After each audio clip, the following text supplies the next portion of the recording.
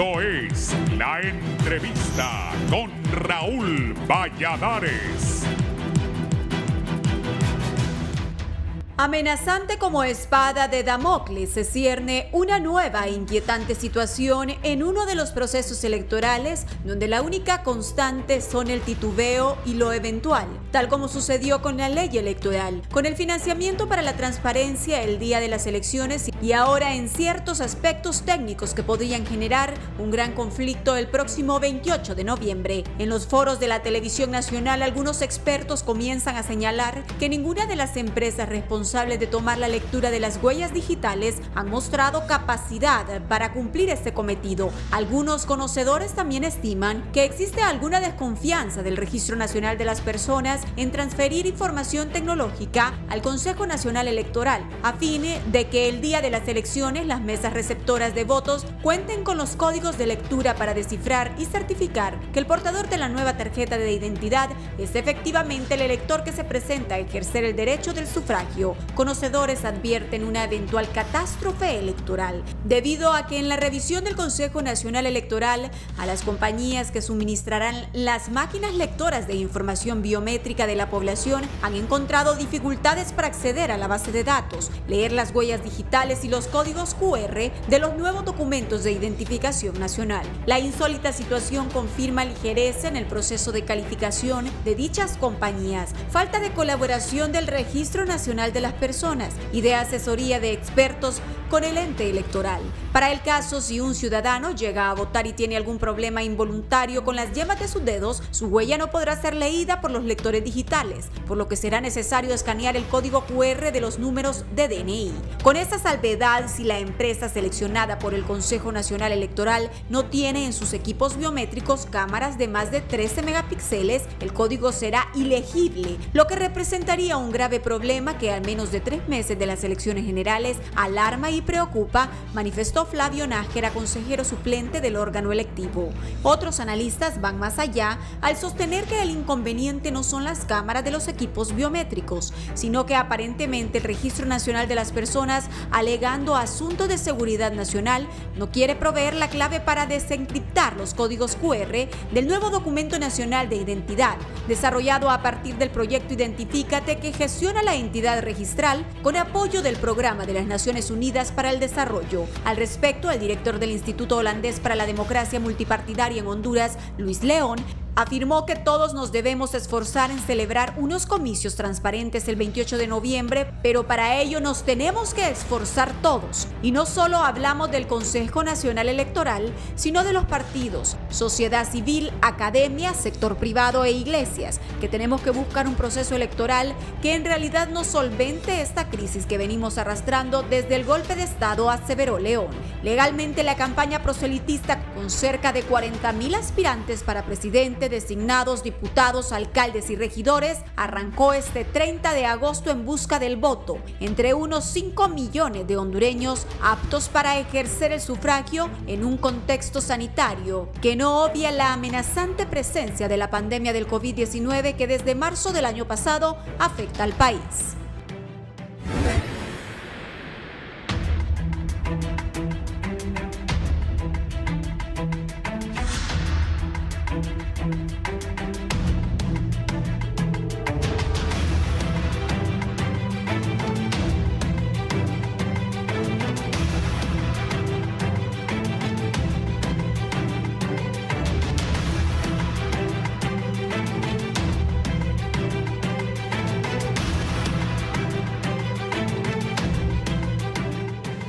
Buenos días, gracias por estar en la entrevista de Canal 11 y Radiovisión Honduras. Es un gusto saludarles. Esta mañana es el último día del mes de agosto, listos para llevarles una entrevista de suma importancia con dos distinguidos invitados, también por Radiovisión Honduras. En algún momento va a salir de su casa, por la radio nos puede escuchar 90.1 Tegucigalpa, 90.9 San Pedro Sula, 105.5 Litoral Atlántico, 93.5 la zona central y 90.3 en Choluteca. Voy a saludar a la licenciada, a la doctora Julieta Castellanos, que ha tenido a bien acompañarnos esta mañana. Bienvenida, doctora. Muy buenos días, licenciado Valladares.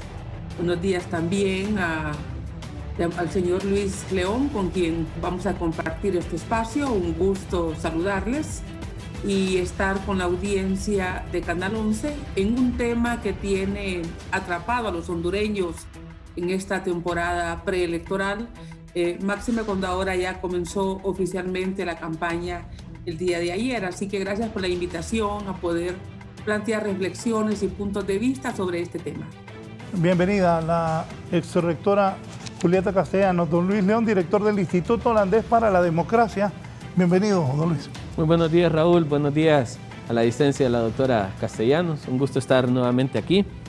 Y efectivamente, dialogar sobre este tema que nos tiene entrampados, preocupados, como decía la exrectora, y que realmente necesitamos analizar a profundidad, pues este proceso electoral va a ser un proceso electoral bastante típico. Sí, gracias por estar aquí. Yo tengo días de estar diciendo de las falencias en el Registro Nacional de las Personas, que todavía siguen sin entregar las identidades. Y muchas personas me dicen, Raúl, yo no tengo la identidad, y nos prometieron otras cosas. Vamos a hablar de estos y otras dificultades que hay. El presupuesto se entregó tarde, las licitaciones han sido corriendo en los últimos días. Todo esto lo vamos a hablar y qué repercusiones puede tener al final en la elección. Pero teniendo dos personas como la rectora Julieta Castellanos y don Luis León del Instituto Holandés de la Democracia acá, no puedo dejar pasar que ayer ya se iniciaron las campañas. ¿Qué pueden esperar los hondureños de las campañas políticas, de algo inédito? No sé si tenés ahí, Gary, todavía la papeleta.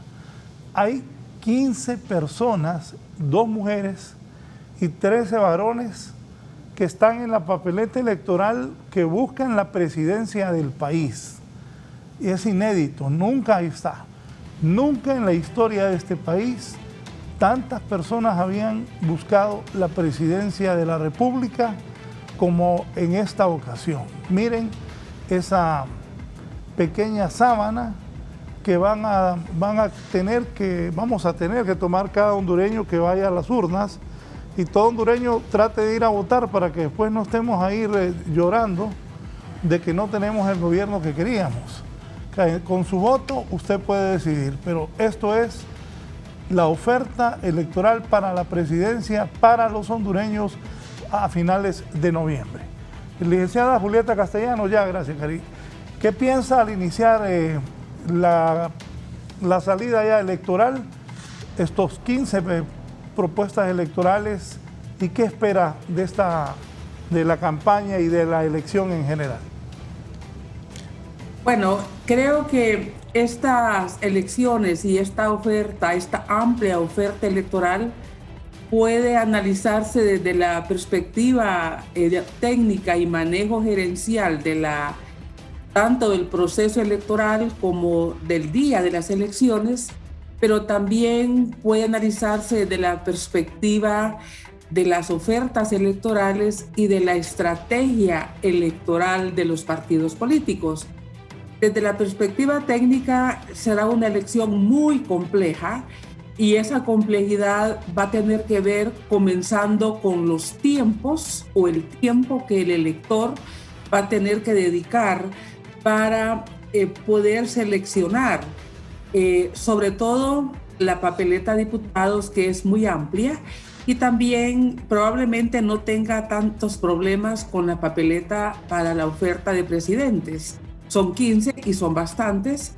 Y si vemos, hay los 4 partidos que tendrán más votos, pues ya tienen prácticamente un voto duro. Hay un amplio margen de todavía personas que probablemente no se han decidido, pero lo harán de aquí a noviembre. Sin embargo, creo que técnicamente hay que calcular cuánto tiempo va a requerir una persona para poder llevar a cabo todo su proceso de selección, sobre todo en aquellos departamentos como Francisco Morazán, Cortés, que tienen 20, 23 diputados, y otros que andan con un poco más, donde el tiempo serán obviamente menores. eso es la parte técnica, y luego la segunda parte, que va a ser realmente el registro y contar los votos. Fundamentalmente el voto para diputados va a ser muy complejo tener esos datos, y creo que ahí va a estar realmente la gran disyuntiva, porque los partidos políticos van a querer tener un respaldo parlamentario amplio para poder tomar decisiones, y van a estar ahí pendientes de ese voto, y también por todos los precedentes de las elecciones hondureñas, donde hay muchas dudas, hay muchos diputados que plantean que perdieron ya en Tegucigalpa una vez que llegaron las actas, o que perdieron en la contada, etcétera. Entonces todo ese proceso del manejo técnico es importante. Por otro lado, la papeleta presidencial, que ha sido su consulta específica, creo que la gran dispersión del voto presidencial va a perjudicar a la oposición, porque todo el que esté en contra del gobierno del presidente Hernández, todo ese sector de oposición, que puede ser muy grande, puede ser mayoría, pero una vez que tiene 14 candidatos para elegir, puede dispersar muchísimo su voto, y eso realmente a quien va a favorecer es al partido que hoy gobierna. Entonces, creo que puede ser una estrategia del partido que gobierna, pero también son intereses de personas, muy particularmente intereses personales, que han llevado a esta gran dispersión del voto presidencial. Y creo que no hubo la suficiente visión de largo alcance como para una amplia alianza que pudiera concentrar el voto. Esta dispersión del voto, si lo vemos, a quien beneficia es al Partido Nacional, porque el voto se va a distribuir entre el Partido Liberal, el Partido Libre, la UNO, que concentra el Partido Salvador de Honduras, el Partido PINU, Innovación y Unidad, y luego los sectores independientes. Allí vemos que hay partidos que le van a restar votos a Libre, creo yo, ¿verdad? Creo que, o candidaturas independientes. Hay 2 candidaturas independientes para presidente que van a estar restándole voto a Libre, porque ideológicamente son muy cercanos los candidatos con la posición de Libre. Hay otros partidos que pueden concentrar el voto o que le pueden quitar votos al partido liberal, porque igual pueden tener otras, no eran votos liberales duros, sino que era un voto que podía votar liberal dependiendo de la propuesta, de los candidatos, etcétera, pero que su voto lo ha movido en todas estas elecciones. Y hay otros que va a depender del desempeño del candidato del Partido Salvador de Honduras. Creo que don Salvador, si mantiene esa confrontación, si mantiene esa posición a veces errática de sus planteamientos y de sus adhesiones, en ese sentido el voto puede vacilar y puede irse a otro candidato independiente o a otro partido menor, o no votar sencillamente. Entonces creo en esencia que esa gran dispersión del voto solo perjudica a la oposición al no haber tenido la visión y el esfuerzo de una amplia alianza con una buena propuesta que fuera capaz de atraer a ese altísimo porcentaje que todavía el día de hoy no tiene, certeza siquiera si va a ir a las elecciones, porque no ve una oferta o unos candidatos que le convenzan. Muchas gracias.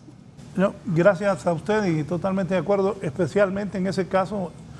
Bueno, todo su análisis lo escucho muy correcto, y eso de Salvador Nasralla. Esas equivocaciones creo que le pueden provocar que no sea el Salvador Nasralla ni de la primera ni de la pasada, donde tenía Libre como estructura. También ahí el Partido Salvador de Honduras ha escuchado que la esperanza de ellos es que Evo, que está ahí sentado, el día de las elecciones vote y se quede ahí defendiendo el voto de Salvador Narrala. Eso no va a ocurrir, en mi opinión, con todo respeto. Deben tener otra estrategia alterna porque si no las posibilidades de Narrala serán bastante pequeñas. Don Luis, ¿y usted qué piensa? ¿Ha arrancado ya la campaña? Es la misma pregunta que espera. Ojalá que no haya confrontación como hubo hace 2 sábados, que hubo trompadas y todo en el Consejo Nacional Electoral. Yo estoy totalmente de acuerdo con doña Julieta. El problema que tenemos es que aunque hay un voto duro, no hay seguridad electoral en este momento. Yo creo que ningún partido político tiene la certeza al 100% que va a ganar. Y eso pasa porque hasta este momento no se ha logrado construir una agenda partidaria que vaya orientada a la búsqueda de propuestas y soluciones. Mire, Raúl, aquí el problema ha sido que desde el 2017, después de la reelección y todos los problemas que se dieron, los partidos políticos se han dedicado a una agenda partidaria, temática, ideológica, y que el crecimiento partidario que debe darse en un sistema democrático como el nuestro no ha sido posible porque estamos estancados en una lucha partidaria ideológica que no nos lleva a la construcción de un sistema electoral que funcione. Mire, aquí mucho se ha hablado de la ley electoral, que la hizo el tripartidismo. Raúl, si es que son los 3 que están en el Congreso. Y en todo sistema democrático, quienes organizan las reformas son los partidos que tienen el sistema de toma de decisiones. Ahora, lo que sí yo veo es que esa sectorización partidaria no nos permite hoy, que ya estamos en campañas electorales, como pueblo hondureño, conocer cuál es la propuesta de cada uno. Es decir, y lo hemos dicho mucho, Raúl, necesitamos conocer ya no solo la idea de gobierno, sino el plan de gobierno. Aquí, por ejemplo, se habla mucho de generar educación, de generar salud, de generar empleo, pero aquí nosotros necesitamos un plan de país claro, con qué objetivos, durante cuánto tiempo, cuánto del presupuesto se va a ocupar para eso. Realmente darle al pueblo hondureño una visión clara que le permita, entre esa gran gama de candidatos, tenemos 15 candidatos, pero mire qué paradójico, que a pesar de que hay 15, la gran preocupación de la gente y la discusión política es, ¿la gente va a poner los ojos en el centro o en la derecha? O sea, como que los otros 10 candidatos solamente están ahí para no negar el derecho a la participación. Y eso es, Raúl, porque no logramos tener ni candidatos, ni partidos políticos propositivos, creativos, innovadores. Seguimos haciendo la misma política de hace 40 años, agravada, porque usted lo mencionaba, hace 2 semanas se agarraron a golpes. Y eso fue como, eso dejó la sensación como, esto es lo que podemos esperar del proceso electoral. Y la verdad es que si nos vamos a ir a un proceso electoral donde la tensión, donde la crispación, donde el riesgo de agarrarse a golpes es lo que impera, vamos a tener un proceso conflictivo. Y yo lo digo, va a ser un proceso atípico porque es primera vez que tenemos 15 candidatos a diputados. Tenemos más de 1.700 candidatos a diputados, 15 candidatos presidenciales. Tenemos más de 4.000 candidatos a las alcaldías. Tenemos los diputados del Parlamento Centroamericano. Estamos hablando de una gran gama de candidatos y hasta ahora, pues ya empezaron las campañas. Esperemos que esa gran gama nos dé la oportunidad de elegir gentes con visión y con claridad. Ahora, la preocupación en general es que el sistema electoral no logre darnos respuesta el día de las elecciones. Yo creo que esa es la mayor crispación, más allá que los partidos políticos tengan una agenda, que ahí está, que tienen un interés, que ahí está, que tienen una visión personalizada, que también está ahí. También preocupa cómo va a funcionar el proceso electoral el día de las elecciones. Y creo que eso es lo que nos ha faltado. Nos ha faltado ver el proceso electoral como todo un sistema de cosas que funcionan. Un Consejo Nacional Electoral que quieras o no, hay una división política, pero es resultado de la decisión de entregárselo a partidos políticos. Un Tribunal de Justicia Electoral que no tiene ley y que no tiene grandes capacidades de dar respuesta de justicia electoral sin esa ley, aunque se esfuerzan por tener un reglamento. Un Registro Nacional de las Personas que no cierra el circuito de entrega de tarjetas de identidad. una unidad de política limpia que no vemos los resultados de esa unidad.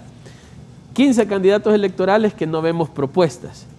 Entonces creo que al final necesitamos evaluar el proceso electoral como un circuito de cosas que todavía no han concluido, que todavía no se han acentuado en la base que le corresponde y que nos puede generar esa tensión. Yo sí creo que sería lastimoso para el pueblo hondureño, Raúl, invertir casi 3.000 millones de lempiras en 2 procesos electorales para que aquí haya una crisis a las 3 horas de la cierre de urnas.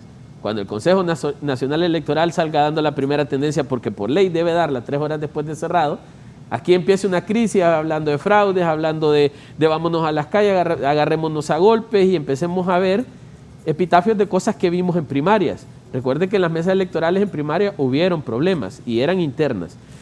Entonces aquí la preocupación sería que al dar la primera tendencia se nos genere una crisis, que el Consejo Nacional Electoral no lo maneje de manera correcta, que no podamos darle certeza a la gente que ese resultado que se está dando es confiable, porque al final se nos cae todo un esfuerzo que no ha sido fácil.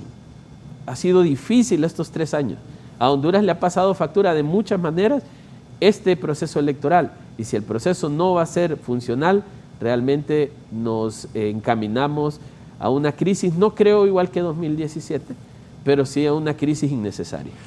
Sí, ayer planteaba con don Julio Navarro y don Ramón Espinosa la situación de los partidos como el PINU, la Democracia Cristiana, y UD, que tienen años de estar participando en las elecciones, y FAPER, Vamos PAC, estuvieron en la pasada, y ahora hay candidaturas independientes, está la nueva ruta de EDRAS,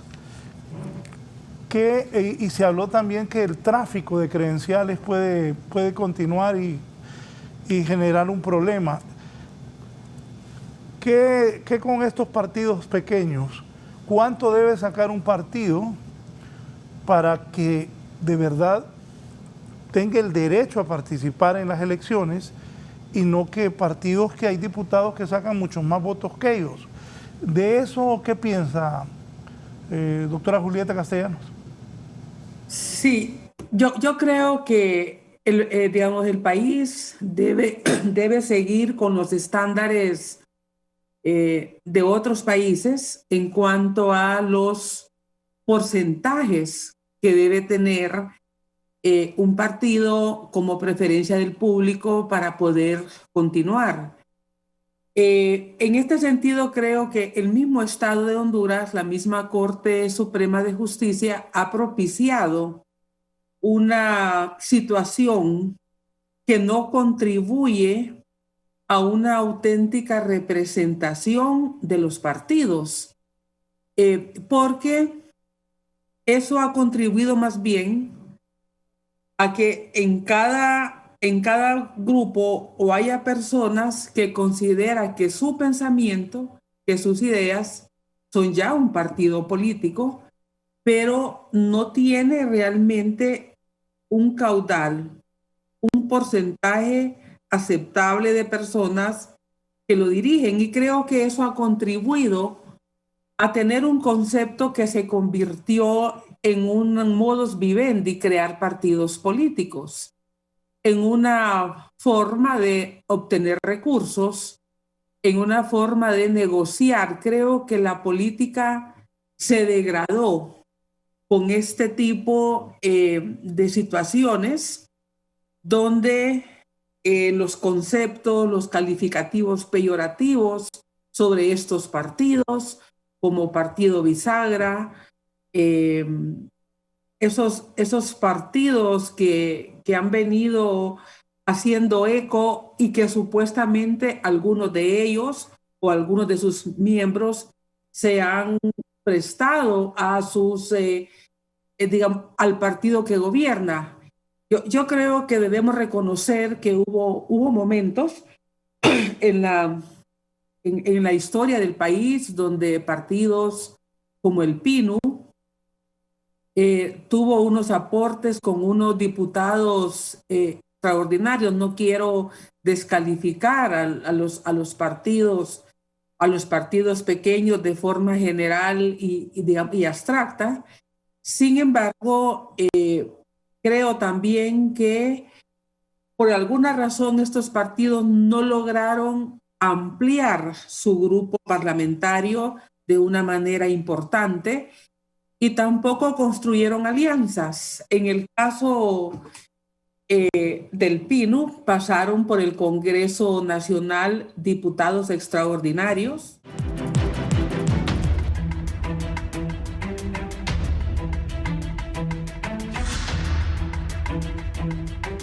Pues con el tiempo.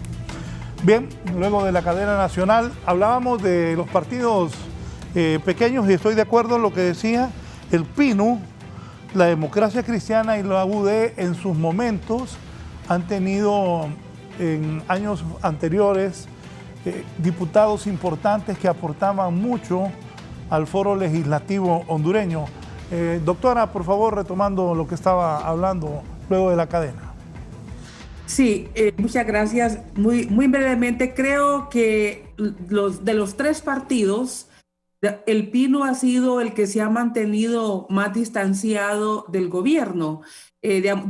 No ha hecho equipo parlamentario con el Partido Nacional. En cambio, la UD y la Democracia Cristiana sí han hecho equipo parlamentario y esto le restó muchísimo voto, porque cuando un partido como estos, que se supone que es una opción, se parece al partido que gobierna, entonces prácticamente que su existencia se vuelve innecesaria porque no se convierte en una opción. Los otros partidos que han estado más recientemente, digamos, incorporados al legislativo, pues ha sido algo muy parecido. Y eso tiene que ver con estar en las comisiones y creo que es una estrategia también del partido de gobierno cooptar estos partidos políticos. Por un lado, lo debilita porque al tener un comportamiento, estos partidos recientes, muy parecido al partido de gobierno, pues no crecen, no se convierten en una opción, pero al mismo tiempo los coopta. Son partidos que sin lugar a duda, digamos, al votar con el partido, digamos, de gobierno, son los que reciben prebendas, sus diputados probablemente sean los que reciben subsidios para poder entregar en las campañas y todo esto entonces se va viendo, ellos también van aprendiendo que para estar, y voy a usar una palabra probablemente inapropiada, pero no encuentro otra, para estar en el negocio hay que estar cerca del poder.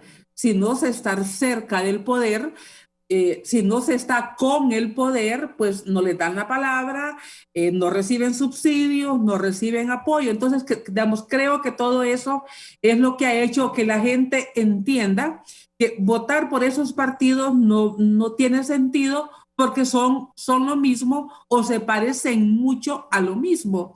Entonces, de ahí entonces el interés del partido de gobierno de mantener con vida a esos partidos políticos y cuando van a la Corte Suprema de Justicia, digamos, vemos que admiten los amparos, que le resuelven favorablemente. Eso pasó en elecciones anteriores con partidos que no habían obtenido el porcentaje de votos necesario para seguir y se fueron a la Corte y la Corte les admitió el recurso y los volvió a instalar.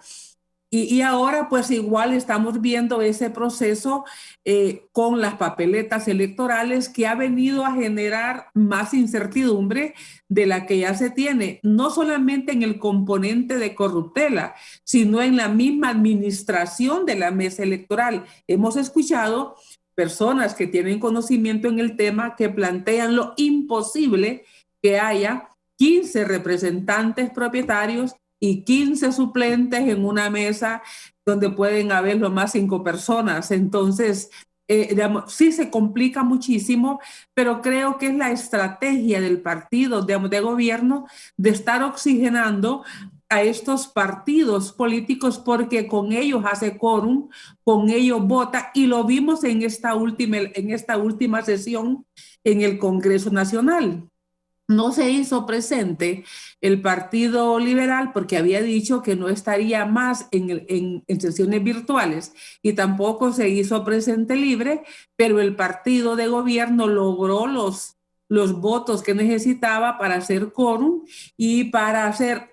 ¿Con quién lo logra? Con estos partidos que se parecen mucho al Partido Nacional, y aquí vemos Alianza Patriótica, aquí vemos a la DC, me imagino que estuvo la UD, no sé quiénes estuvieron en esa elección, pero es con los partidos con los que el Partido Nacional ha hecho, digamos, posible seguir legislando y seguir apoyando. Entonces, por eso vimos también que fue un diputado del Partido, digamos, Nacional que introdujo al final, ya con las reformas electorales, que se les diera una cantidad de dinero para capacitación política a estos partidos.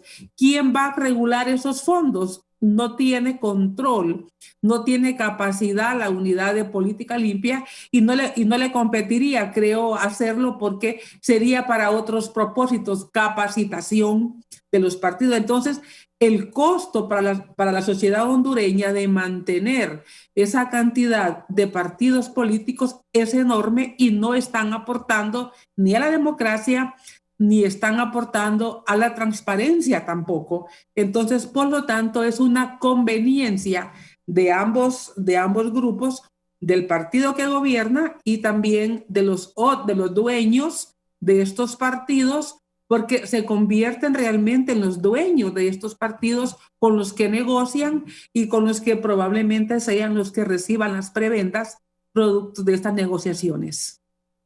Don Luis, ¿usted qué piensa de la participación de los partidos Pino, Democracia Cristiana, UD, FAPER, Vamos y PAC, que ya estuvieron, Nueva Ruta y candidaturas independientes? A ver, primero es lo que... Lo veo con una leve sonrisa. No, lo que pasa es que el tema que la Constitución autoriza que quien quiera organizarse electoralmente puede hacerlo. Es un derecho constitucional ciudadano. No obstante, creo que en Honduras, Raúl, pese a que vamos a cumplir 200 años de ser un país independiente, todavía no tenemos claro a qué le llamamos democracia.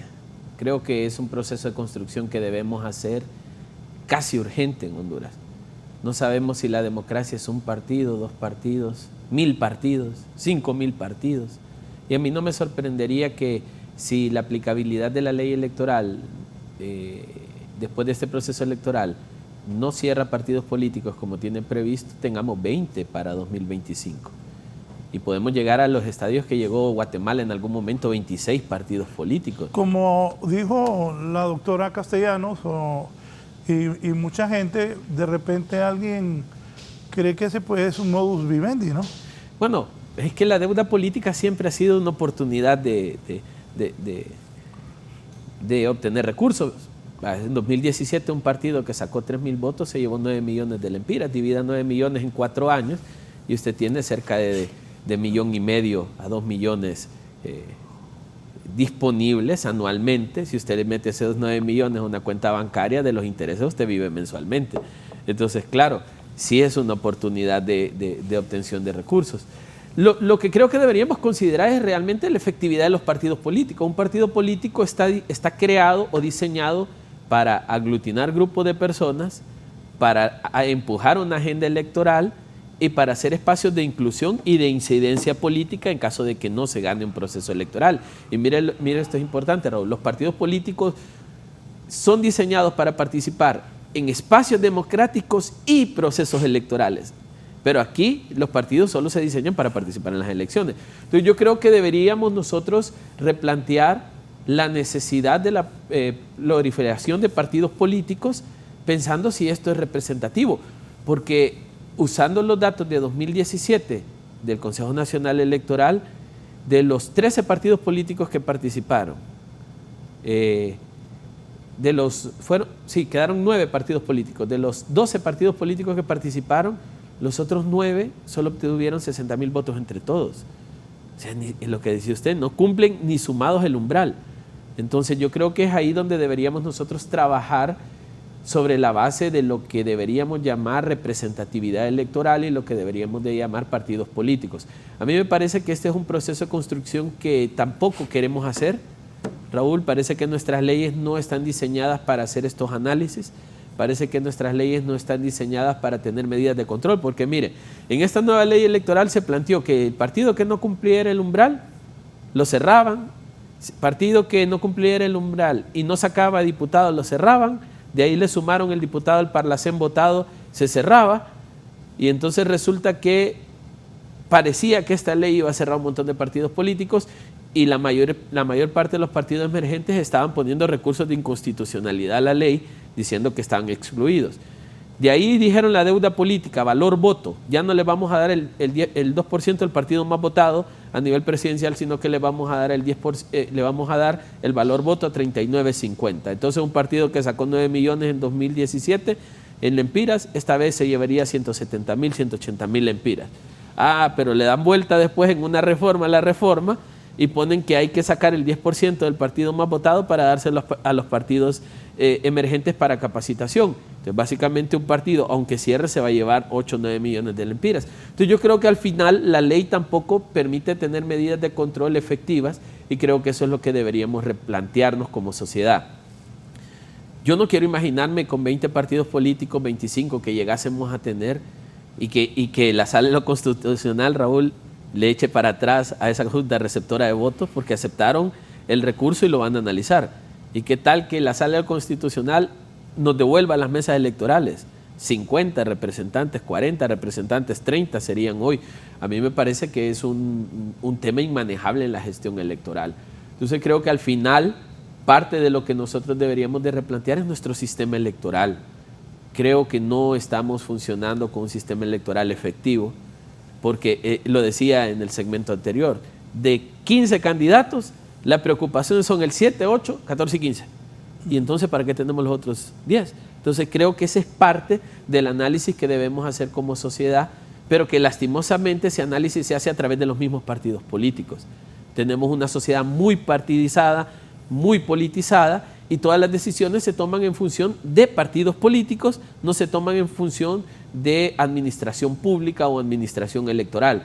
Y ahí es donde creo que está nuestra debilidad. Hoy por hoy nuestro circuito electoral se administra por partidos políticos, el proceso electoral se ejecuta por partidos políticos, la justicia electoral está en manos de partidos políticos, el tema del financiamiento y la fiscalización está en manos de partidos políticos. Y si nada de eso funciona, vamos a la Sala de lo Constitucional de la Corte Suprema de Justicia, que está organizada por partidos políticos. Entonces yo creo que tenemos un problema grave en nuestro sistema electoral que debemos analizar. Tengo que aprovechar que están ustedes dos para preguntarles qué tanta incidencia van a tener, porque la gente dice, los gringos no van a dejar llegar a Xiomara, los gringos no van a dejar a Yani, los gringos no quieren que siga el Partido Nacional, pero qué mejor que estas dos personas conocedores de la vida nacional y también con relaciones internacionales, y también la Comunidad Económica Europea, porque los embajadores también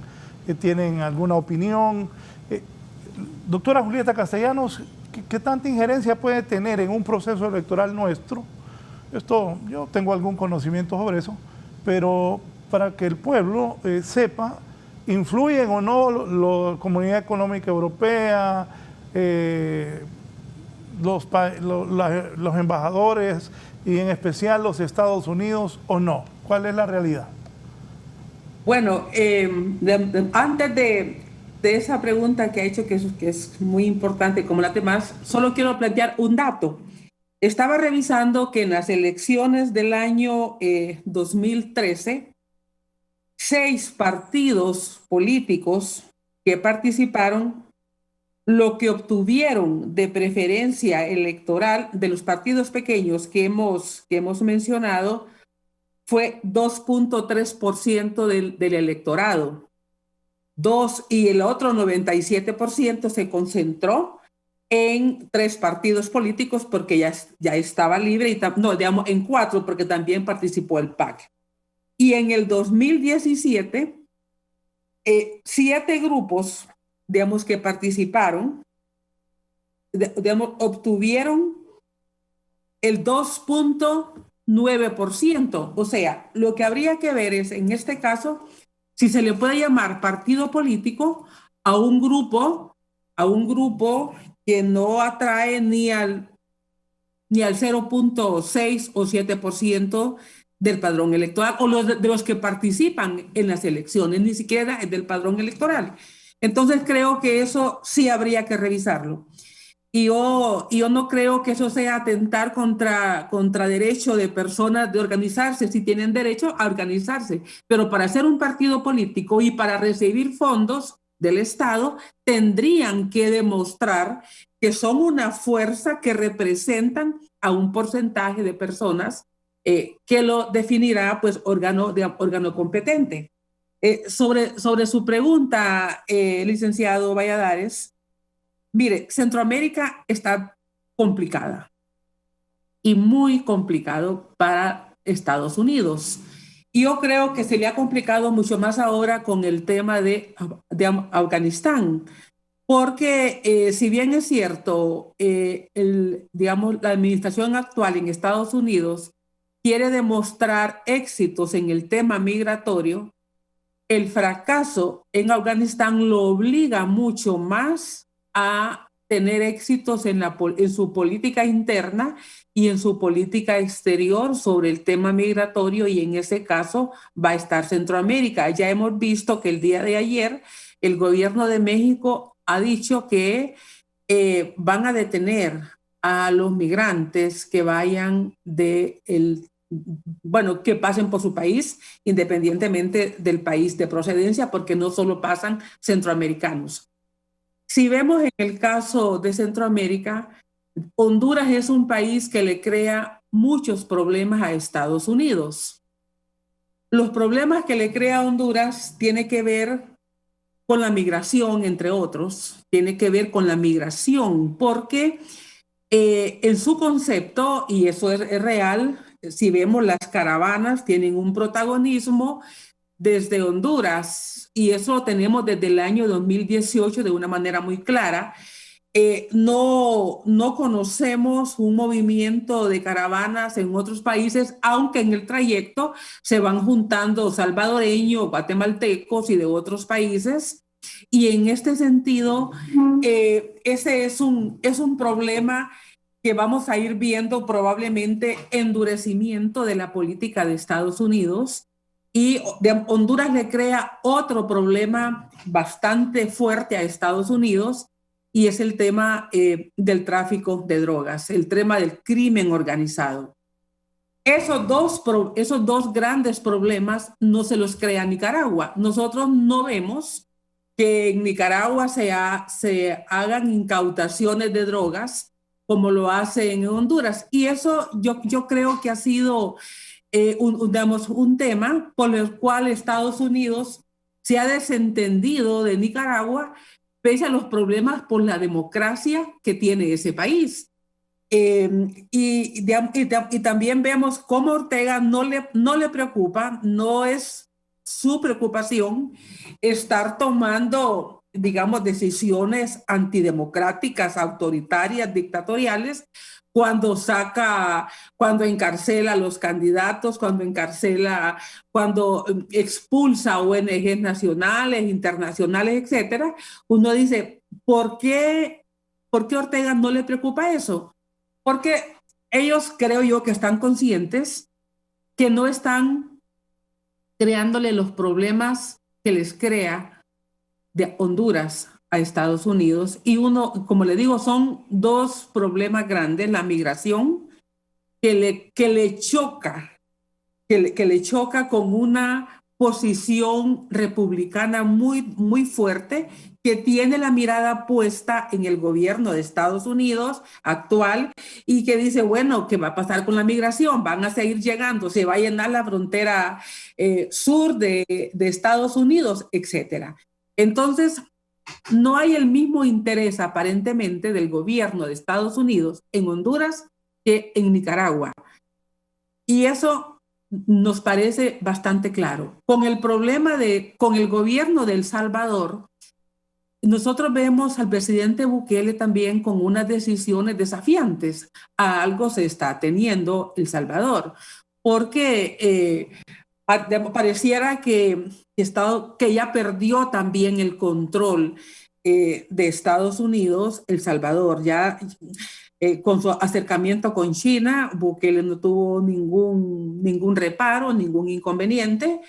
Y vemos también en el caso con Guatemala, la oligarquía, o mejor dicho, los grupos de poder, bueno, sí, la oligarquía, la burguesía guatemalteca, siempre ha sido muy fuerte, la más fuerte probablemente de Centroamérica, y desafiante a Estados Unidos. Hay que recordar cuando el gobierno de Carter tenía una política muy clara sobre derechos humanos, y no le vendía armas al gobierno de Guatemala por su violación a derechos humanos, por las masacres campesinas.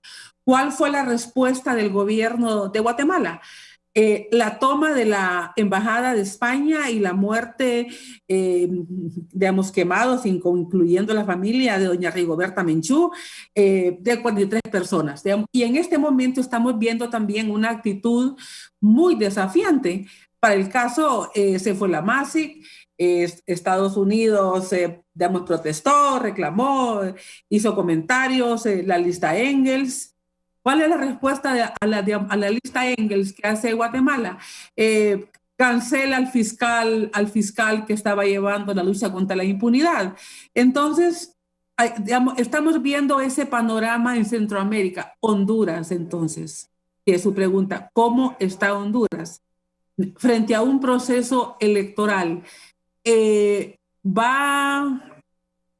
capacidad Honduras para desafiar al gobierno de Estados Unidos como lo ha hecho Bukele, como lo hace Guatemala o como lo hace Ortega? No creo. Estados Unidos no tiene, Honduras nunca ha tenido ni la actitud, ni su burguesía tiene la fortaleza, ni el gobierno tiene esa fuerza, y la ha tenido, y creo que hay muchos elementos que se conjugan en eso. Entonces, si Estados Unidos tiene un interlocutor en el Triángulo Norte, ese podría ser Honduras. No es interlocutor Nicaragua, no es interlocutor el gobierno de Bukele, y el gobierno de Yamatei, pues por lo que estamos viendo pareciera que tampoco. Yo creo que ese balance de Estados Unidos en la región es importante, y creo que ahora con la salida de Afganistán, la forma como se hizo, las consecuencias que está teniendo, y habría que ver qué más pasa, cómo avanza allá ese problema. Sí puede buscar el gobierno de Estados Unidos sus éxitos para compensar su fracaso, en Asia, en el centro de Asia. Sí puede buscar sus éxitos en Centroamérica, y creo que en ese caso Honduras, y el tema de la migración y el tema del tráfico de drogas, hemos visto las incautaciones últimas, las extradiciones últimas, y eso sigue siendo un problema que no se lo da El Salvador. O sea, nosotros no vemos esas incautaciones en El Salvador, no vemos esas incautaciones en Guatemala, no vemos esas incautaciones de droga, en Nicaragua. ¿Por qué? Porque probablemente este sea el estado centroamericano más penetrado por el crimen organizado nacional e internacional. Entonces, en ese sentido, quien está creando esos problemas a Estados Unidos es el gobierno de Honduras. Y eso es realmente uno de los temas que habrá que ver cómo evoluciona en estos años, o de estos meses próximos. Años es mucho, es muy largo, la mirada. Hay que verlo, los análisis en la coyuntura.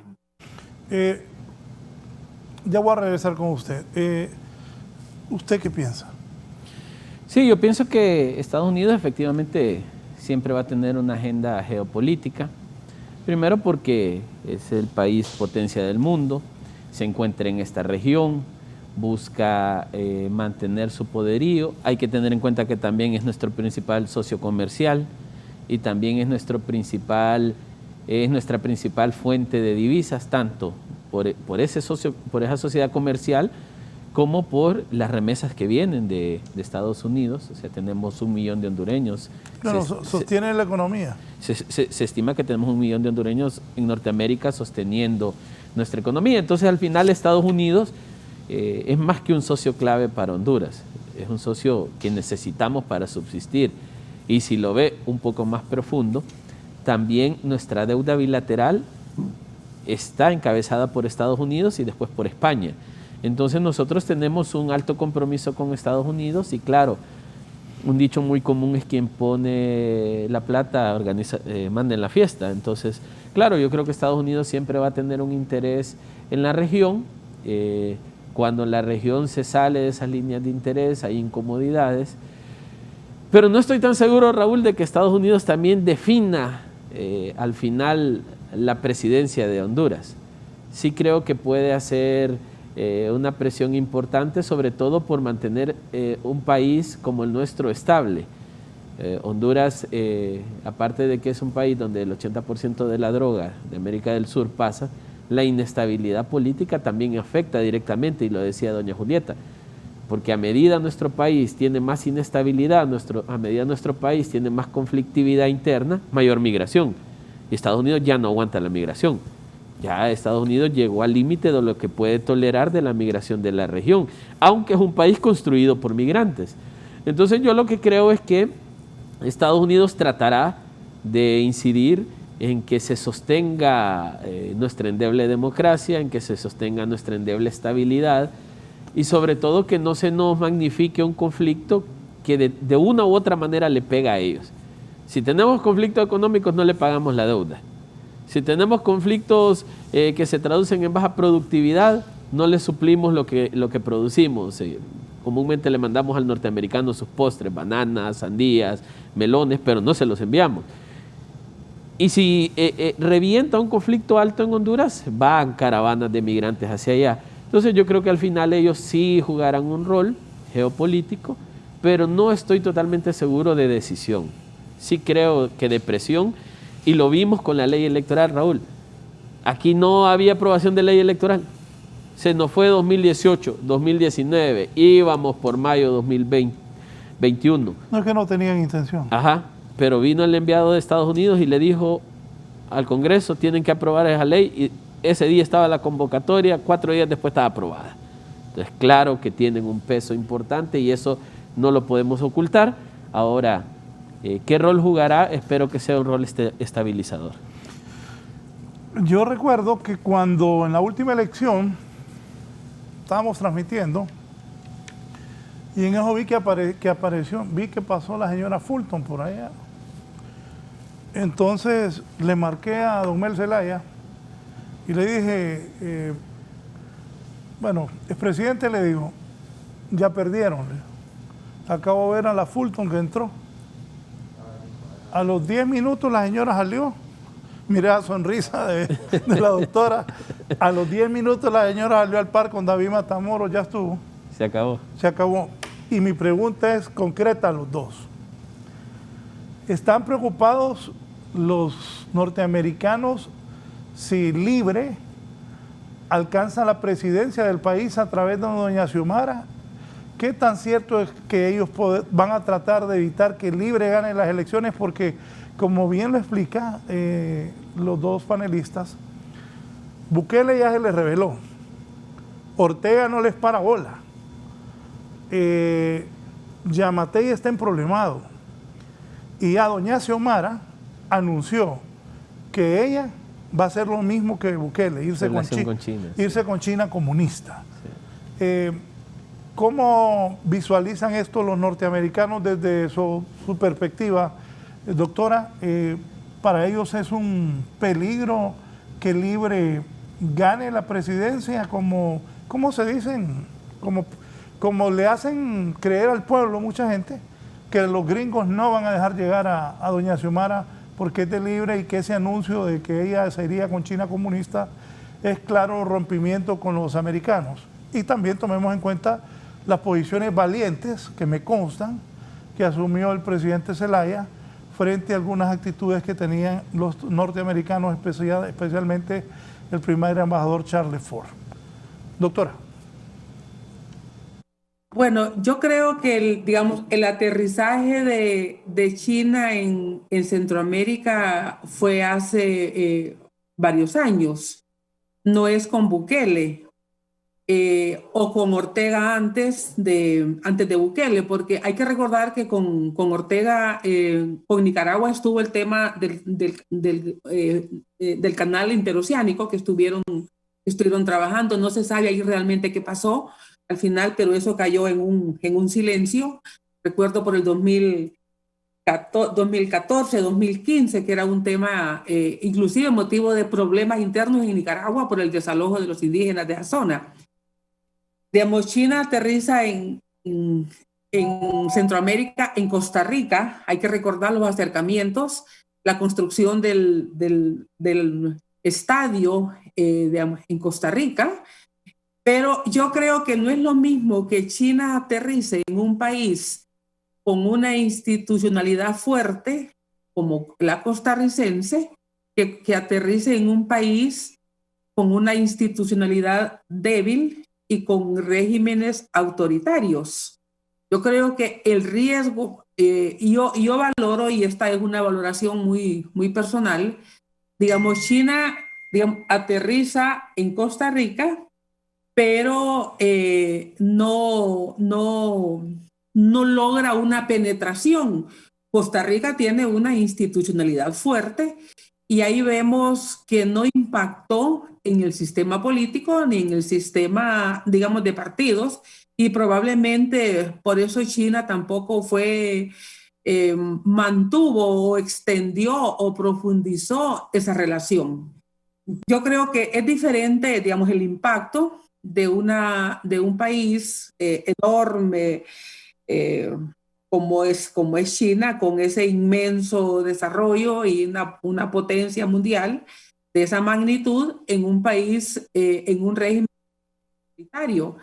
Y en ese sentido, el riesgo es que se profundice ese autoritarismo, que desaparezcan garantías institucionales, constitucionales, que se fortalezca una dictadura y que se fomente la violación de derechos humanos. Todos, bueno, nosotros conocemos por lo que leemos lo que pasa en China.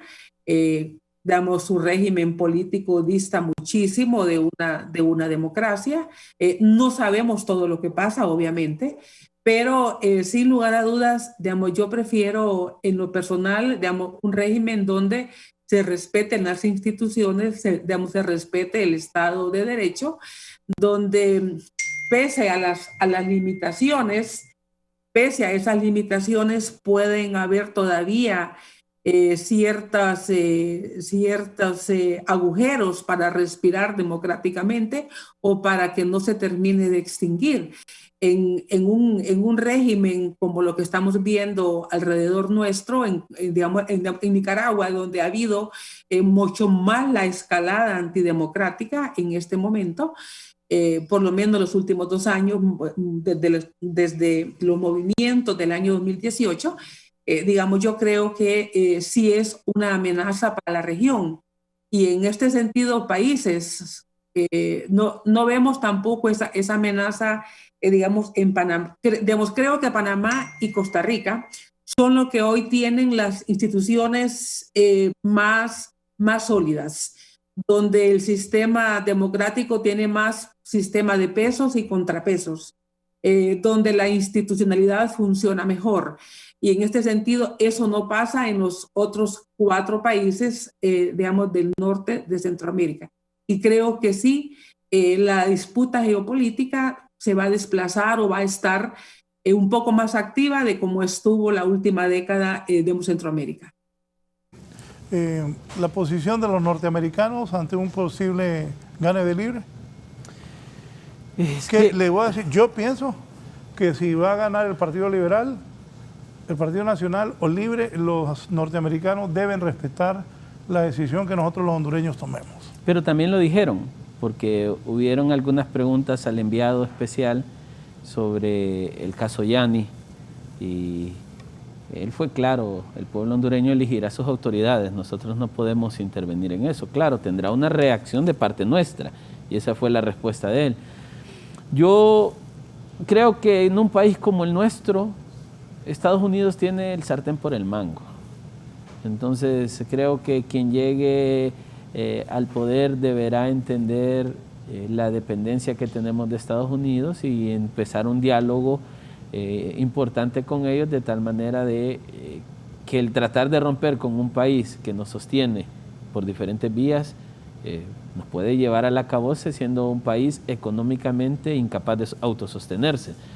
Y creo que esos son los riesgos que asumen algunos países, no usemos la palabra pequeños, usemos la palabra que usamos con los partidos, emergentes.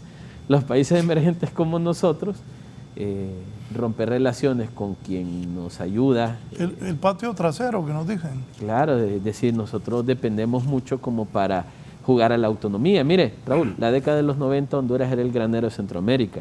Honduras vendía energía. Honduras tenía en pobreza lo necesario para sobrevivir. El Mitch nos daña y malas decisiones políticas hasta la fecha, desde esos últimos 22, 25 años, nos tienen en el país que somos. Si hoy cerramos nuestras fronteras... En los 80 éramos importantes para los gringos por la guerra de los sandinistas con Somoza.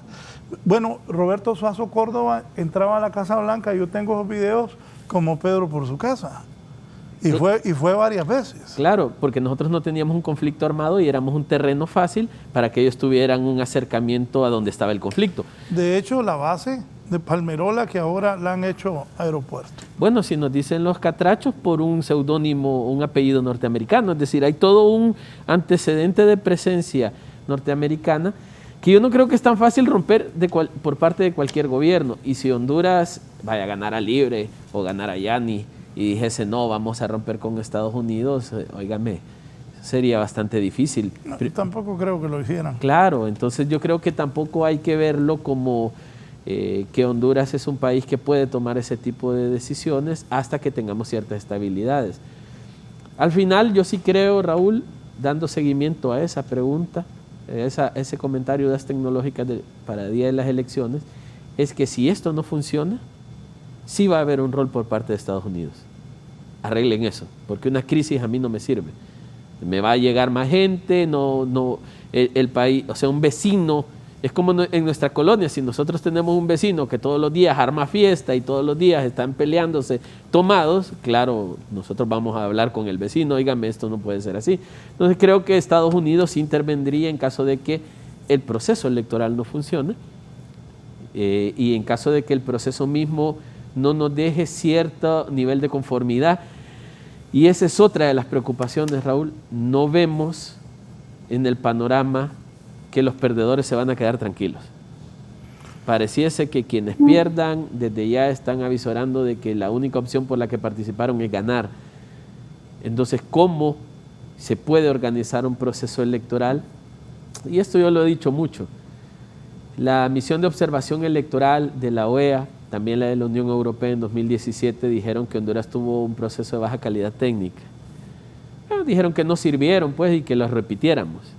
Yo aspiraría que el proceso electoral de noviembre sea un poco más a no sirvieron. Porque si volvemos a un no sirvieron y repítanlos, sí viene la inestabilidad y sí creo que Estados Unidos tome una posición de frente a lo que esté pasando en Honduras. Pero para eso hay que montar un proceso electoral relativamente funcional. Y creo que ese debe ser un compromiso de todos. Hoy, más que nunca, necesitamos asegurar el proceso electoral. Necesitamos concluir procedimientos que están en la mesa y que no se han podido concluir. Y sobre todo, hacer un llamado a los partidos políticos a hacer un proceso digno de un pueblo hondureño digno. Y ahí es donde creo que debemos apuntarle. Sí, voy a la pausa y las dudas tecnológicas para el día de las elecciones lo abordamos con la doctora Julieta Castellanos y el licenciado Luis León. Aquí me dice el presidente de la asociación 15 de septiembre allá en los Estados Unidos, Buen día, Lic. A los políticos que coquetean con el comunismo se les olvida que el país del norte vivimos más de 2 millones de hondureños y dependemos mucho de Estados Unidos y nosotros sostenemos la economía del país, de Honduras. Sí. Un saludo, dice el abogado Germán Leixelar, a los excelentes participantes del foro de este día. De acuerdo con el enfoque de la problemática de los partidos políticos que se han vuelto juez y parte del sistema electoral, por lo cual está secuestrada toda opción de transparencia y efectividad electoral. Si bien los partidos políticos son organizaciones necesarias e independientes para la política nacional, su función no es exclusivamente la de presentar candidatos para llenar espacios en una elección para presidencia y cargos públicos. Los partidos deberían ser los primeros en tener plena transparencia y publicidad del origen y destino de sus fondos y patrimonio. Sobre todo deberían como función principal el desarrollo y fortalecimiento de una cultura cívica en el ciudadano, dice el abogado Germán Leixelar.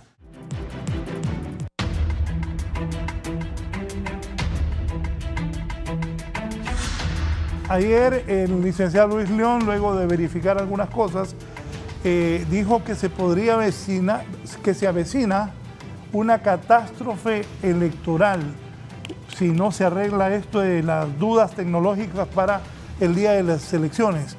¿Si nos explica? Sí, la premisa ha sido, primero, que nada funcionó hasta este momento. Es decir, el Consejo Nacional Electoral funcionó 2 años sin ley. Cuando necesitó organizar el proceso primario, se tardaron en darle el presupuesto y se tardaron aún más en publicarlo en la Gaceta. No se logró en primarias tener un proceso organizado y los consejeros lograron sacar un proceso, hecho en casa le llamaron, pero que no era lo que dejó un gran sabor en la ciudadanía. Sin embargo, se logró, se hizo y el proceso se concluyó. La ley no se aprobaba, no se podía organizar el cronograma electoral con certeza.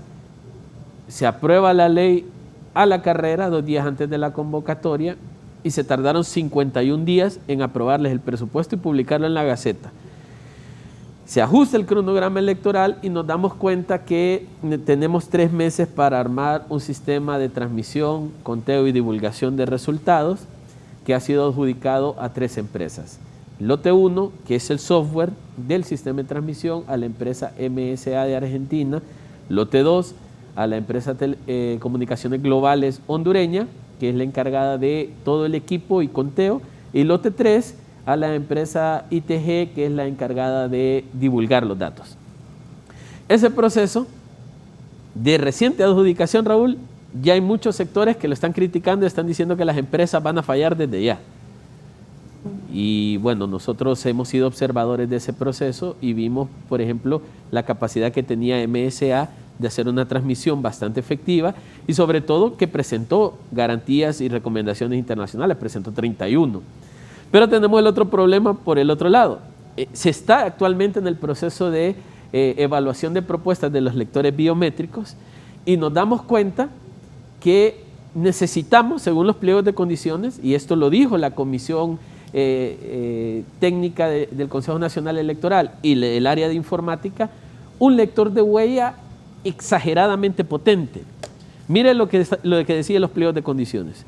Mínimo una cámara de 13 megapíxeles, porque el problema que tenemos con el Documento Nacional de Identificación es que el código QR donde está la biometría es un código sumamente robusto. Y lastimosamente no dejé el mío. Pero hay 2 QR. Y si tuvieran una imagen de la identidad nueva, que la pudieran poner en pantalla para explicarle al pueblo hondureño. Hay 2 códigos QR. Un código QR donde está el tema biométrico y un código QR más pequeño donde está la validación de la autenticidad del documento de identificación. El código donde está el tema biométrico es tan robusto que usted necesita una tecnología sumamente potente para poder leerlo. Y la preocupación que tenemos es que no se logre encontrar una tecnología capaz de leer esto. Ya nos empieza a generar un problema, primero porque nos hace falta 2 millones de identidades por entregar, la actual tiene vigencia hasta el 15 de octubre, pero se necesita un despliegue masivo para poder entregarlos, aunque el registro ha hecho un buen proceso, aún en pandemia, de enrolar 5.5 millones de hondureños, entregar 3.2 millones de identidades, todavía no se ha cerrado el circuito. ¿Por qué es el criterio de que puede haber una catástrofe? Aquí tenemos un problema tecnológico no antes aplicado en los procesos electorales de Honduras y lo estamos organizando con muy poco tiempo. Ojo, no hablo de incapacidad, porque sí creo que quienes están tratando de armarlo lo están haciendo técnicamente lo mejor posible. Estoy hablando del área tecnológica que puede generarnos un problema. Mire, Raúl, si usted llega, yo ando herido el dedo, por cierto. Si yo llego con este dedo herido, Raúl, a ponerlo al lector de huellas, no me lo va a leer. Entonces resulta que si no me lo lee, y este es un problema que puede darse también en el campo, la gente que tiene las manos dañadas por sembrar, la gente que tiene las manos dañadas por hacer cemento. Tiene callos. Y tiene callo. Entonces, a priori, el dispositivo debe leer la huella, pero ¿cuánta gente no le va a poder leer la huella? Entonces hay que escanear el documento de identificación, que es ese código QR. No, pero este no es el actualizado, pero el código QR de la izquierda quedó sumamente robusto. Entonces, al escanear ese código QR, si el aparato no tiene la capacidad... Ponelo de nuevo.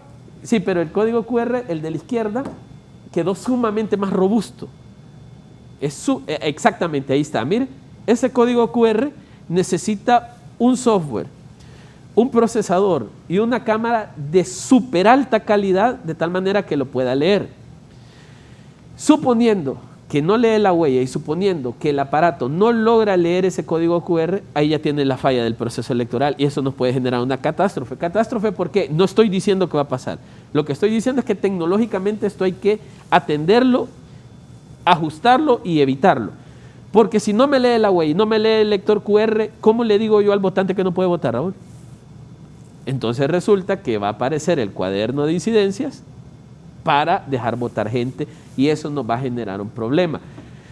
¿Qué es lo que deberíamos esperar? Que técnicamente, y ya lo dijo el comisionado Brevé, van a entregar la base de datos y hay que desencriptarla con las medidas de seguridad necesarias porque tienen un argumento válido. Ojo, pero irán a cumplir, porque el registro sigue sin entregar la tarjeta de identidad, nos prometieron un montón de cosas y siguen sin cumplir. Y si ese problema continúa y no entregan 2 millones de tarjetas de identidad, ¿cómo queda el proceso? Pero no solo es la entrega, mire. Si no la entregan, van a tener que decirnos que votemos con 2 identidades y eso va a ser... Bueno. Acabóse. Bueno. Pero si lo entregan, el problema que tenemos es... Recuerda que hay 1 millón de inconsistencias de domicilio. Entonces, si Luis León votaba donde antes, va a poner la huella, no lo lee, le pone el lector, no lee, y le dicen, usted no vota acá. No, pero es que ya dijeron que usted, si donde votó, no, que tiene que regresar a votar al primer lugar. Sí, pero a petición expuesta, es decir, la gente tenía que entrar y decir, no, yo voy a votar donde voté antes. Pero ¿cuánta gente entra y hace eso? Hubo una campaña por parte del Consejo Nacional Electoral animando a la gente a que revisara el tema domiciliario y así hiciera el ajuste. Pero en Honduras eso no pega. Eso no pega. Entonces aquí tenemos un problema y nosotros lo dijimos. Si el problema se originó en el campo, había que ir al campo a arreglarlo. Pero claro, no se hizo, se hicieron llamadas telefónicas y eso nos generó... Bueno, el registro asegura de que se ha logrado subsanar la gran mayoría. El último número que escuché es que solamente unos 150,000 personas no pudieron hacer el ajuste domiciliario porque no contestaban las llamadas telefónicas. No, pero no es cierto. Y aparte de eso, a Honduras le cuesta $3 millones el estar yendo al campo. En combustible, en contratar gente, $3 millones mensuales. Este país tan pobre tiene que estar gastando producto de esos errores. Pero mire parte del análisis tecnológico. Si votamos con 2 identidades tenemos un problema. Si el lector de huella y el lector biométrico no logra leer la identidad, vamos a tener que permitir que vote bajo algún mecanismo y la Junta Receptora de Votos tiene potestad administrativa electoral el día de las elecciones. Por lo cual ellos pueden decir, señores, quitemos esto porque nos está atrasando, apúntense todos aquí y voten. Eso está sujeto a una auditoría que nos puede generar un problema. Pero mira este dato que le quiero dar, Raúl. Supongamos en una muestra, entre leer la huella, leer el documento nacional de identificación se tarda 20 segundos por persona. Supongamos que una mesa electoral tiene 200 votantes, estamos hablando de 4,000 segundos en revisión biométrica. Si lo divide entre 60 minutos, usted va a tener 66 minutos de las 8 horas de votación, es decir, un poquito más de 1 hora para temas de verificación. Entonces, mire, ahí de las 8 horas, porque usted abre a las 7, 8 de la mañana y cierra a 5 o 6 de la tarde, pueden ser 9 horas dependiendo de lo que decide el Consejo ese día. Usted ya perdió de las 8 horas 1 hora en verificar a la gente dactilarmente. Le quedan 7 horas para votación y doña Julieta lo decía hace un momento. ¿Cuánto tiempo se va a tardar la gente en por ejemplo, para Francisco Morasanto son 390 candidatos a diputados? ¿Cuánto tiempo se va a tardar si va a cruzar el voto? Entonces ahí es donde los partidos políticos empiezan, voten en plancha porque debe haber celeridad. Y supongamos, Raúl, que se tarda más de 20 segundos porque no lee la huella y se tarda 1 minuto. Usted triplica el tiempo de verificación de las personas.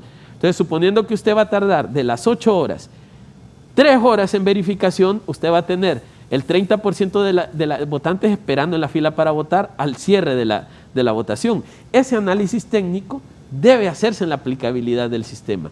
Pero el sistema, por muy bueno que sea contratado por el Consejo Nacional Electoral, no va a funcionar si la base registral y si el documento nacional de identificación no son potables. Y yo me di cuenta de algo el día de ayer, Raúl.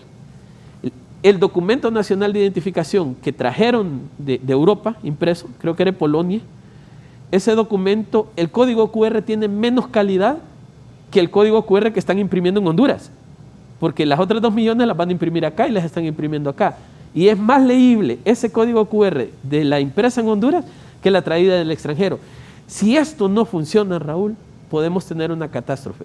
Una vez que se caiga el sistema, una vez que una mesa quite los lectores biométricos, aquí se va a hablar de fraude y eso va a ser una catástrofe.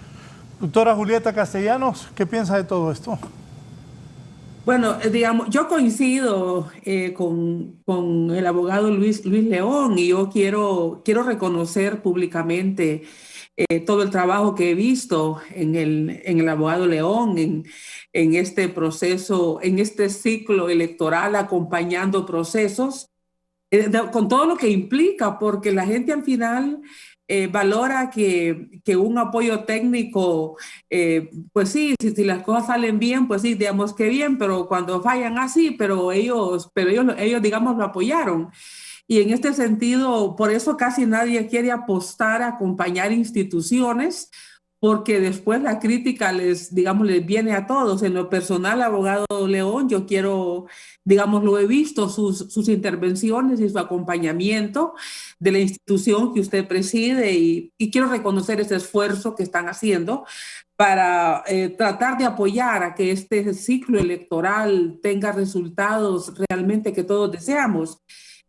Yo coincido y creo que, por lo menos cuando he conversado con amigos de otros países que están vinculados a instituciones que organizan procesos electorales, ven bastante desafortunado o muy improcedente que se haga un cambio de tarjeta de identidad en pleno año electoral, y sobre todo con tan poco tiempo, porque eso lleva a las dudas que estamos viendo, las inconsistencias que siempre habrá en un volumen de datos que se procesen. Siempre habrá cosas que no salen correctamente procesadas y hay que hacer correcciones. Entonces, todo acontecimiento que no sale bien por aspectos técnicos ya se asocia a que es fraude. O sea, no se procesa como que, bueno, hay alguna inconsistencia imagínense en tantos millones que es el censo electoral, el 1% de las inconsistencias que sea ya son miles. Entonces, en ese sentido, cuando se cambia un documento de identificación en año electoral, se corren los riesgos que estamos corriendo, no procesar correctamente las inconsistencias, no tener el tiempo para hacerlo, y sobre todo ya ese concepto que se que se siembra en la población, de que eso es de manera intencional. Yo creo que sí ha habido también otros temas que son desafortunados, como el hecho de, digamos, aprobar los presupuestos con tan poco tiempo. Eso ha sido un tema que uno dice y uno intuye que es porque estaban negociando los grupos parlamentarios, los 3 grupos parlamentarios liberales, nacionalistas y libres, pero probablemente con mucho peso los intereses del Partido Nacional, porque, bueno, es el partido que también suponemos está perdiendo el control del órgano electoral, porque antes habían 3 magistrados, pero el representante del partido emergente, pues sabíamos que hacía alianza con ellos. Entonces, todo ese llevar los tiempos al mínimo, digamos, al margen más pequeño de maniobra, eso realmente se viene sumando a esa incertidumbre. El hecho de que no tenga digamos, que el país tenga esos déficits tecnológicos. Para el caso, yo no voy a opinar sobre el código de barra o el código QR que, digamos, que ha opinado el abogado León, porque no tengo esos conocimientos. Pero sí debo decirles que yo viví la experiencia en la universidad de la matrícula en línea. Y todo el problema de la caída del sistema. Digamos, solo es que los estudiantes que no estaban programados para que entraran ese día a ver su matrícula, entraran los hermanos y entraran los primos porque andaban buscando cupos, y ya teníamos que el sistema colapsaba. O sea, el país tiene un déficit tecnológico, y sobre todo me preocupa con la transmisión de resultados electorales, que si es por una falla tecnológica realmente justificada, del momento se va a plantear la caída del sistema, como se caía en el año 2017, etcétera. Digamos, yo creo que lo más lamentable en el país es que no hay confianza, y esa confianza no se ha construido no por culpa de la gente, sino por culpa de las instituciones. Yo creo que en la medida que las instituciones se ven parcializadas, se ven que en sus decisiones institucionales no miden con los mismos parámetros a todos los partidos políticos. En la medida que esas instituciones no opinan con el mismo rigor ni con la misma contundencia, ni aplican la ley a los partidos políticos. Para el caso, a mí me satisface ver cómo en México el Instituto Nacional Electoral, lo que antes fue el IFE, sanciona inclusive al partido que llevó al poder al presidente López Obrador. Digamos, yo siento satisfacción cuando los partidos y los candidatos dicen, como dijeron en Bolivia, vamos a esperar los resultados del órgano electoral. Y estuvimos viendo cómo en esa elección última de Bolivia, la de este año, los márgenes los márgenes de la victoria del señor Castillo se venían disminuyendo respecto a lo que llegó a tener ya en los últimos días más de 100,000 votos de diferencia con la señora Fujimori, y se vino a menos, vino a 70,000 votos, subía un poco, volvía a disminuir, y los candidatos estuvieron, digamos, con presencia, pero no declarándose ganadores. Entonces, creo que ahí hay un respeto a la institución, pero cuando aquí tenemos candidatos que todos, o los que pueden ganar 2 o 3 o 4, dicen nosotros ganamos, alguien no está diciendo la verdad, porque solo uno puede ganar, y ellos tienen sus propias encuestas. Tienen encuestas de sus candidatos, entonces tienen sus encuestadoras, pero están diciendo a la gente, voy ganando y estamos ganando y hemos ganado, para no bajar los ánimos de la gente, y se lo llegan a creer. Entonces no es posible que en una elección hayan 3 ganadores, y nosotros hemos tenido los que dicen que ganan elecciones donde ganan 3, y después dos siguen diciendo a mí me robaron las elecciones y lo siguen diciendo dos. En todo caso, si la roban, se la roban a uno, no se la roban a dos. Entonces, en ese sentido, creo que hay poco compromiso de algunos máximos dirigentes políticos que contribuyen a esta falta de confianza. Y la única forma que las instituciones pueden ganar la confianza es realmente aplicando la ley a todos por igual. Si la unidad de política limpia, investiga a candidatos y ve que se han excedido en el gasto de campaña, pues debería de tomar las acciones. Pero cuando dicen, no, todo está bien, todos cumplieron y todos cumplieron, nadie les cree, porque ¿cómo vamos a creerles que todos cumplieron si en este país la norma o lo más común es que no se quiera cumplir la ley? Entonces, digamos, no sancionan a nadie, no exponen a nadie y andan entregando certificados de que todos son buenos chicos y buenas chicas, buenos políticos, ¿verdad? Y todo estuvo bien. Entonces, no les creen. Nadie les cree. Por favor, actúen legalmente, independientemente de quién sea. Igual con el Consejo Nacional, digamos, Electoral. Cuando nosotros decimos, digamos, nosotros somos muy dados al doble discurso y aceptar las cosas de esa forma. Digamos, la campaña electoral comenzó ayer lunes. ¿Quién se cree eso? ¿Quién cree que la campaña comenzó el lunes? Si hemos estado en campaña todas estas semanas anteriores y hemos visto los reportajes que nos hacen los medios de comunicación, digamos que el candidato tal anduvo en gira en tal lugar, que el otro candidato fue a tal lado, que la candidata tal estuvo en tal barrio. Entonces, ¿eso es campaña o no es campaña electoral? Pero, digamos, todos asumimos que fue ayer, ¿verdad? Que comenzó y nos creemos ese discurso. Ese es el país que hemos creado, es un país del doble discurso, digamos, y eso le enseñamos a los jóvenes. Entonces, les enseñamos a que mientan, les enseñamos a que se busquen el camino más corto, aunque sea el camino más peligroso. Porque es que mire, si yo hago la fila, cuando ya llegue, hay otros listos que se fueron a meter antes y les dieron a ellos el chance. Entonces, siempre estamos buscando esas formas. Por eso es que no se cree en las instituciones. Si el órgano que le competía